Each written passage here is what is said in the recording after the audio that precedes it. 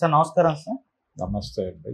Sir మహిళలకు ఒక్క murder చేసుకునే అవకాశాన్ని, హక్కుని కల్పించండి అని చెప్పేసి ఒక కొత్త నినాదంతో నిన్న మహిళా దినోత్సవం నాడు శరద్ పవార్ పార్టీకి చెందిన రోహిణి గారు ఒక నినాదాన్ని అయితే లేవదీస్తారు సార్. రాష్ట్రపతికి ఒక లేఖ కూడా రాశారు. ఇప్పుడు ఇది నేషనల్ వైడ్ ఒక ట్రెండ్ అయిపోయింది. దీనిపైన భిన్నాభిప్రాయాలు అయితే వ్యక్తం అవుతున్నాయి. అంటే ఎందుకు ఇటువంటి ప్రతిపాదనని తెరపైకి తీసుకొచ్చారు? ఎందుకు ఇప్పుడు మహిళలకు ఒక మర్డర్ చేసుకునే ఛాన్స్ ఇవ్వమని కోరుతున్నారు? మరి దీనిపైన మీ ఒపీనియన్ సార్, మీరు ఏ విధంగా చూస్తారు? అంటే ఒక మర్డర్తో సరిపోతుందా అనేది డౌట్. అంటే మర్డర్ చేయటానికి హక్కు, అంటే హత్య చేయటం అనేది ఒక అనివార్యంగా హత్య అనేది బలవంతంగా చేసేది, చంపటం లేదు సంహరించటం అనండి. హత్య అలా చూస్తే హత్య అనేది సెన్స్ వేరు. చచ్చిపోవటమే కావచ్చు కాక చంపేయటమే కావచ్చు. అంటే కొన్ని సందర్భాల్లో మహిళల మీద దాడులు జరుగుతున్నటువంటి సందర్భాల్లో వాళ్ళు చనిపోతున్నారు, అలాగే ఆత్మహత్యలు చేసుకుని చనిపోతున్నారు. ఇలా కాదు, ప్రతిఘటించాలి అనేది ఆవిడ సెన్స్. ఈ ప్రతిఘటనలు ఒక్కొక్కసారి తమని తాము రక్షించుకోవడం కోసం అనివార్యంగా అవతల వాళ్ళని చంపాల్సి వస్తే అది క్రైమ్ అయిపోతుంది. కాబట్టి చంపడానికి ఇబ్బంది పడుతున్నారు కాబట్టి చంపేసినా పర్వాలేదు అని చెప్పండి అనేది ఆవిడ సెన్స్. అయితే అది రకరకాలుగా క్యారీ అయింది ప్రపంచంలో. ఈ క్యారీ అవటం వలన చర్చ జరుగుతోంది దీని మీద. ఆ మధ్య ఒకసారి హైదరాబాద్ చెందినటువంటి ఓ పోలీస్ కమిషనర్ గారు ఓ మాట అన్నారు. హైదరాబాద్ పోలీస్ కమిషనర్ గారు ఆ టైంలో ఇక్కడ దొంగతనాలు విస్తృతంగా జరుగుతున్నాయి ఊళ్ళో. ఎవరైనా దొంగలు మీ ఇంట్లోకి వస్తే వాళ్ళని చంపేయండి, పర్లేదు మేము చూసుకుంటామని చెప్పాడు ఆయన. అది కొంచెం కాంట్రవర్సీ అయింది. అయితే middle class, upper middle class వీరందరూ విపరీతంగా సపోర్ట్ చేశారు ఆయన, ఆ కమిషనర్ గారిని. అలా ఇది కూడా మీ మీద దాడులు జరిగితే, అంటే ఒకవేళ మీరు భరించలేనటువంటి స్థాయిలో దాడి జరిగి అనివార్యత ఏర్పడి ఒకవేళ ఆ సందర్భంగా మీరు ఎవరినైనా గాయపరిచినా చంపేసినా అది కన్సిడర్ చేస్తాము అనొచ్చు.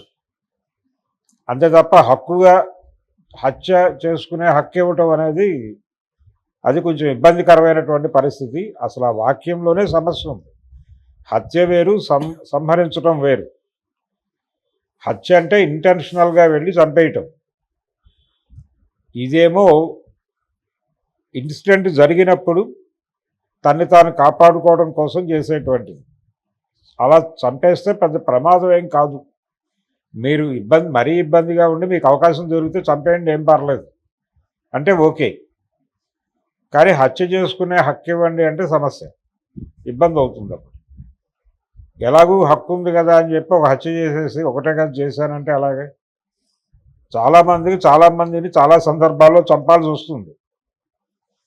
ఆ సందర్భాన్ని బట్టి ఆ చంపటం అనే దాన్ని జస్టిఫై అయితే నేరం కాదు అని చెప్పచ్చు న్యాయస్థానానికి వెళ్ళక తప్పని పరిస్థితే, వెళ్ళాలి అనివార్యంగా. ఎందుకంటే చట్టం అనే దాని ముందు అందరూ సమానం అని చెప్తున్నారు కాబట్టి కోర్టుకు వెళ్లాల్సిందే. కోర్టు నిర్ణయించి వదిలిపెడుతుంది. ఆ వదిలిపెట్టడానికి ఒక గ్రౌండ్గా ఇది తీసుకోవచ్చు. ఏది వాళ్ళ అనివార్యత, ఏం చేయాలో దిక్కులేని పరిస్థితుల్లో ఈ క్రైమ్ జరిగింది కాబట్టి దీన్ని కన్సిడర్ చేయండి అని అలాంటి కన్సిడరేషన్ ఇవ్వచ్చు. అలాంటి కన్సిడరేషన్ ఇస్తూ కోర్టుల్ని గైడ్ చేయొచ్చు. లేదు దానికి ఒక చట్టాన్ని రూపొందించవచ్చు. ఆ పని ఆల్రెడీ ఉంది, ఇంకొంచెం స్పెసిఫిక్గా చేయొచ్చు. కానీ హక్కుగా ఇవ్వటాలు కుదరదు. హక్కుగా ఇవ్వటం అనేది తప్పు కూడా. అది కొంచెం ఓవర్. అంటే తను చెప్పదలుచుకున్న విషయాన్ని బలంగా చెప్పడం కోసం అద్భుత రసంలో చెప్పినట్టు ఆవిడ కొంచెం ఎక్స్ట్రీమ్ టోన్తో చెప్పింది.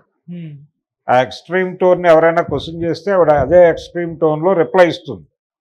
ఆ రిప్లై ఇచ్చేటప్పుడు ఇవన్నీ మాట్లాడుతుంది. ఎవరు కాపాడుతున్నారండి రోడ్డు మీద వెళ్ళే అమ్మాయిని? అంటే దాడి చేసేవాడికి కూడా తెలుసు మహిళ మహిళని ఒక మహిళని టార్గెట్ చేస్తున్నామని. అంటే ఇక్కడ ఏంటి, సెల్ఫ్ ప్రొటెక్షన్ అనేది ఆడపిల్లలకు కావాలి. ఆ సెల్ఫ్ ప్రొటెక్షన్ మెథడ్స్ నేర్పించండి. ప్రతి స్కూల్లోనూ కాలేజీలోనూ మీరు ఆ సెల్ఫ్ ప్రొటెక్షన్ మెజర్స్ నేర్పించండి. వాళ్ళ దగ్గర ఆయుధాలు పెట్టుకునే అవకాశం ఇవ్వండి. ఆయుధాలు పెట్టుకోవడానికి, ఆయుధాలు ఉపయోగించడానికి వాళ్ళకి తర్ఫీదు ఇచ్చి వాళ్ళ దగ్గర ఒక ఆయుధం ఉంచండి. దానికి కావాలంటే ఒక చట్టపరమైనటువంటి ఇది చేసుకోవచ్చు. ప్రతి ఆడపిల్ల ఆయుధం కలిగి ఉండొచ్చు. ఇప్పుడు సిక్కులు ఒక ఆయుధం కలిగి ఉంటారు, వాళ్ళు కృపాను. అలా ఆడపిల్లలకు కూడా ఒక ఆయుధం ఇవ్వండి. ఆయుధాన్ని వాళ్ళు అనివార్యమైనటువంటి పరిస్థితుల్లో ఉపయోగిస్తే తప్పు కాదు, అంతే. ఆ పని చేయవచ్చు, తప్పేం లేదు దీంట్లో. అంతేగాని హక్కుగా ఇవ్వటము అనేది కుదిరే పని కాదు. ఆవిడ ఇంకొంచెం బ్రాడ్గా రాయాలి. కాకపోతే ఎక్స్ట్రీమ్ టోన్తో చెప్తే తప్ప కరెక్ట్ కాదు అనే ఉద్దేశంతో ఆవిడ అలా మాట్లాడారు.